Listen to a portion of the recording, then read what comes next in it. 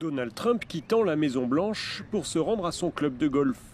Une apparente décontraction alors qu'il annonçait quelques instants plus tôt un accord pour dimanche avec l'Iran. L'accord devrait être signé demain et immédiatement après sa signature, le détroit d'Ormuz sera ouvert à tous. Le moment venu, quand le calme sera revenu, nous irons chercher l'uranium enrichi enfoui profondément sous les puissantes montagnes de granit. L'accord pourrait être signé le jour des 80 ans du président américain. Mais sa parole est-elle fiable alors qu'il a déjà plusieurs fois annoncé l'imminence d'un deal avec l'Iran? Cette fois-ci, les autres partis semblent le rejoindre, le Premier ministre pakistanais en tête.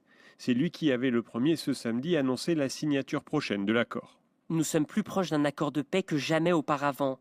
Avec une finalisation probablement attendue dans les prochaines 24 heures, le Pakistan se prépare à la signature électronique de l'accord de paix immédiatement après, suivi de discussions au niveau technique la semaine prochaine. Côté iranien, si l'on ne dément pas, on évoque plutôt quelques jours. Tous les voyants sont donc au vert, même si le contenu de l'accord reste incertain.